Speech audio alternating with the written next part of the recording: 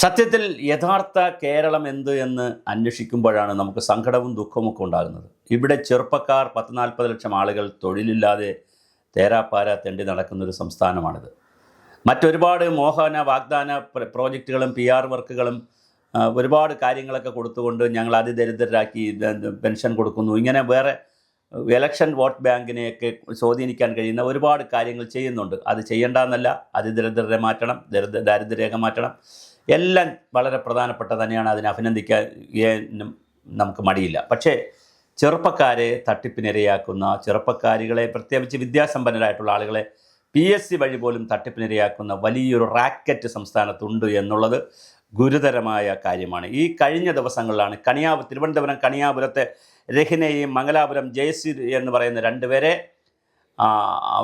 Police arrest ചെയ്തത്. അവർ pollution control ബോർഡിൽ ജോലി വാഗ്ദാനം ചെയ്തുകൊണ്ട് അവർ പൈസ തട്ടി അവരെ അറസ്റ്റ് ചെയ്തു. സ്ത്രീയാണ്, അപ്പോൾ അവരെ അറസ്റ്റ് ചെയ്തു. അത് കഴിഞ്ഞാണ് സംസ്ഥാനത്ത് വിവിധ സ്ഥലങ്ങളിൽ ഇത്തരത്തിലുള്ള തട്ടിപ്പ്. ഒരു അഗസ്റ്റിൻ ജോൺ കൊച്ചുപറമ്പിൽ അദ്ദേഹം തട്ടിച്ചിരിക്കുന്നതെന്ന് പറഞ്ഞാൽ, ഈ തട്ടിപ്പുകാരുടെയൊക്കെ ഏറ്റവും വലിയൊരു പ്രത്യേകത, അവർ മന്ത്രിമാർ, MLA മാർ, പ്രസിഡന്റുമാർ, പ്രധാനമന്ത്രിമാർ, ഇങ്ങനെയൊക്കെ വളരെ പ്രമുഖരായ കൂടെ നിന്ന് ഫോട്ടോ എടുക്കും. അത് മോൺസൺ മാവുങ്കലായാലും അങ്ങനെ തുടങ്ങി ആരായാലും ഈ തട്ടിപ്പുകാരുടെ എല്ലാം ഏറ്റവും വലിയൊരു പരിപാടി, അവർ പ്രധാനപ്പെട്ട ആളുകളോടൊപ്പം നിന്ന് ഫോട്ടോ എടുത്ത് അവർ ആൽബത്തിലും മൊബൈലിലും ഒക്കെ സൂക്ഷിക്കും. അങ്ങനെയൊക്കെ ജോസ് കെ മാണിയോടൊപ്പം റോഷി അഗസ്റ്റിനോടൊപ്പമുള്ള പല ഫോട്ടോകളും ഇട്ടിട്ടുള്ള അഗസ്റ്റിൻ ജോൺ കൊച്ചുപറമ്പിൽ എന്ന് പറയുന്ന കേരള കോൺഗ്രസ് എമ്മിൻ്റെ നേതാവെന്ന് സ്വയം പരിചയപ്പെടുത്തിയ ഒരു വ്യക്തി തിരുവനന്തപുരത്തുകാരിൽ നിന്ന് 30 ലക്ഷം രൂപയാണ് തട്ടിയെടുത്തത്.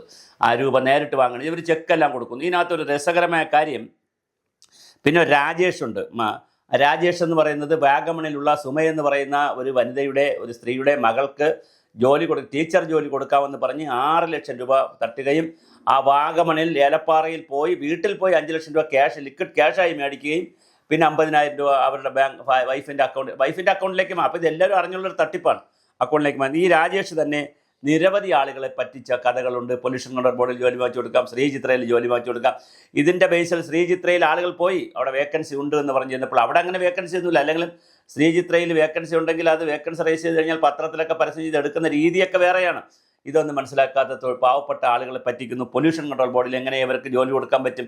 ഇതിനകത്ത് മറ്റൊരു പ്രധാനപ്പെട്ട തട്ടിപ്പുള്ളത്, ഒരു കണ്ണൂർക്കാരൻ ഒരാൾ പറഞ്ഞു, അദ്ദേഹം ബെന്നി പെരുവന്താനം എന്ന് പറയുന്ന ഒരാളിൻ്റെ വണ്ടിയുടെ ഡ്രൈവറായി തിരുവനന്തപുരത്തേക്ക് പോവുകയും, ഇതെല്ലാം നല്ല സ്റ്റോറിയാണ്, തിരുവനന്തപുരത്തേക്ക് പോവുകയും സെക്രട്ടേറിയറ്റിൽ എന്തൊക്കെ ആവശ്യത്തിന് പോവുകയും തിരിച്ചു വരുമ്പോൾ ഞാനിങ്ങനെ ജോലിയൊക്കെ വാങ്ങിച്ചു കൊടുക്കുന്ന ആളാണെന്നും, അങ്ങനെ ഞാൻ PSC വഴി എനിക്ക് ജോലി വാങ്ങിച്ച് കൊടുക്കാൻ കഴിയുമെന്നും, PSCയിലെ ഹാൾ ടിക്കറ്റ് നമുക്ക് തരുമെന്നും, ഹാൾ ടിക്കറ്റ് തന്നു കഴിഞ്ഞാൽ പിന്നെ നമ്മൾ പരീക്ഷ എഴുതേണ്ട, നമുക്ക് വേണ്ടി വേറെ ആളുകൾ ആ ദിവസം പരീക്ഷ എഴുതുമെന്നും, ആ പരീക്ഷയിൽ ക്വസ്റ്റ്യൻ പേപ്പർ അയാൾ കാണുമെന്നും, അങ്ങനെ പരീക്ഷ എഴുതി കഴിഞ്ഞാൽ നല്ല മാർക്ക് വാങ്ങുമെന്നും, നമ്മളെ പേരിൽ ഇത് വരുമെന്നൊക്കെ പറഞ്ഞ് തട്ടിച്ച് 50 ലക്ഷം രൂപയാണ് ഈ വിവിധ ആളുകളിൽ നിന്ന് വാങ്ങിയിട്ടുള്ളത്, ഈ ബെന്നി പെരുവന്താനം വഴി പോയിട്ടുള്ളത്. അപ്പോൾ വളരെ വളരെ രസകരമാണ്. ഇതിനകത്ത് ചില കഥകൾ കഴിഞ്ഞ ദിവസം ചാനലുകളിൽ വന്നിട്ടുണ്ട്. അതായത് ഈ ആളുകളെ വിശ്വസിപ്പിക്കുന്നതിന് വേണ്ടി ഒന്ന് മന്ത്രിമാരുടെ ഫോട്ടോ കാണിക്കുക, അല്ലെങ്കിൽ സീനിയർ നേതാക്കളെ ഫോട്ടോ കാണിക്കുക, അവിടെ ഇരുന്നുകൊണ്ട് മന്ത്രിമാരെ വിളിക്കുക, മറ്റു കാര്യങ്ങൾ ചെയ്യുക, അവരെയും കൂടി വിളിച്ചുകൊണ്ട് വന്നിട്ട് തിരുവനന്തപുരത്ത് വന്നിട്ട് സെക്രട്ടേറിയറ്റിനകത്ത് കയറുക.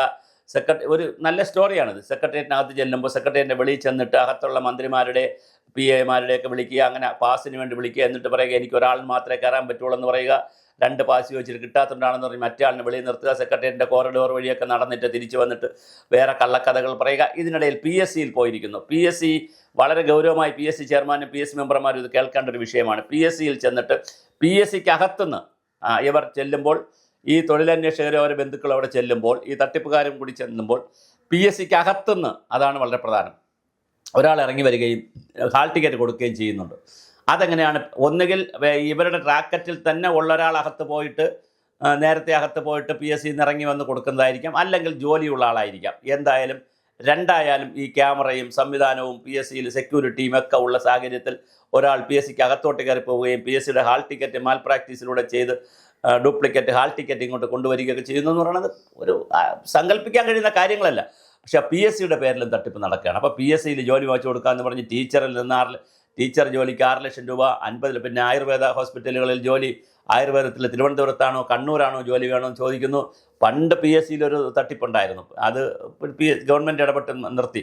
ആ തട്ടിപ്പെന്ന് പറഞ്ഞാൽ 100 മാർക്കിനാണ് പരീക്ഷയെങ്കിൽ 50 മാർക്ക് ടെസ്റ്റും 50% ടെസ്റ്റും 50% ഇൻ്റർവ്യൂ ആണ്. അപ്പോൾ ടെസ്റ്റിന് ഒരാളിന് മാർക്ക് കുറഞ്ഞു പോയാൽ ഇൻ്റർവ്യൂവിൽ കയറ്റി അടിക്കും. അപ്പോൾ 40 മാർക്ക് കൊടുത്തിട്ട് മറ്റേ ആളിന് 10 മാർക്ക് കൊടുത്താൽ മതിയല്ലോ, ഇയാൾ കയറി വരും.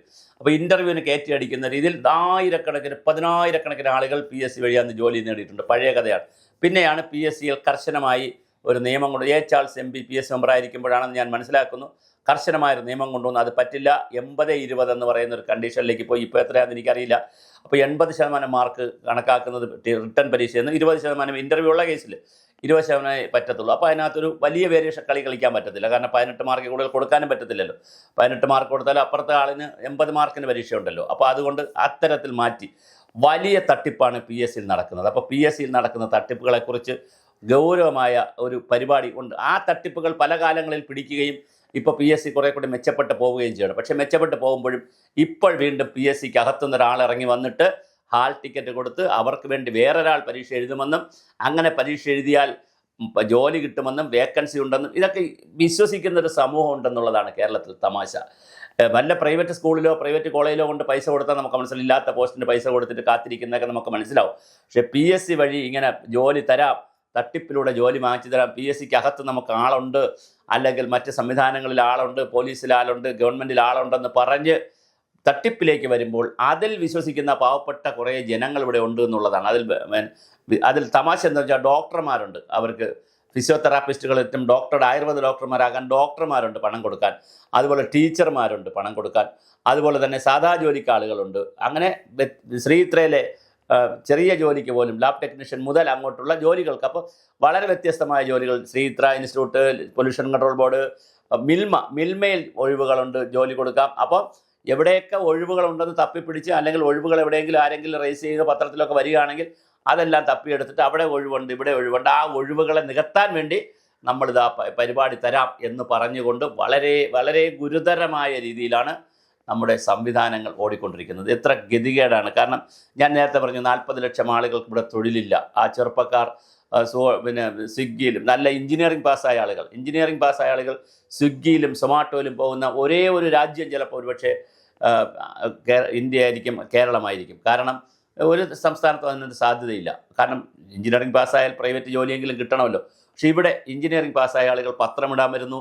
എഞ്ചിനീയറിംഗ് കോളേജുകൾ വരുന്നതിന് തൊട്ട് മുമ്പ് ഇവിടെ ഇത്തരം കാര്യങ്ങൾ ചർച്ചയ്ക്ക് ഉയർന്നു വന്നതാണ്. അന്ന് ഡോക്ടർ R. V. ജിമ്മനെ പോലെയുള്ള ആളുകൾ അല്ലെങ്കിൽ വളരെ പ്രധാനപ്പെട്ട ആളുകൾ അന്ന് ചർച്ചകളിലൊക്കെ ഞാനുമൊക്കെ പങ്കെടുത്തിട്ടുള്ളത്. ഞങ്ങളൊക്കെ പറഞ്ഞൊരു വിഷയമാണ്, ഇങ്ങനെ വ്യാപകമായി എഞ്ചിനീയറിംഗ് കോളേജുകൾ കേരളത്തിൽ അനുവദിക്കരുത്, അനുവദിച്ചാൽ അവസാനം അത് പെട്ടിക്കട പൂട്ടുന്നത് പോലെ പൂട്ടിപ്പോകേണ്ടി വരും എന്ന് പറഞ്ഞു. പക്ഷേ നിർഭാഗ്യവശാൽ AK ആൻ്റണി ധാരാളം എഞ്ചിനീയറിംഗ് കോളേജിൽ അനുവദിച്ച എല്ലാവർക്കും അഴിമതി വരുമെന്ന് പറഞ്ഞ് അപ്ലൈ ചെയ്ത് എല്ലാവർക്കും കൊടുത്തു. അങ്ങനെ വ്യാപകമായി എഞ്ചിനീയറിംഗ് കോളേജിൽ വന്നു. ഇപ്പോൾ സംഭവിച്ചത് എന്താണ്?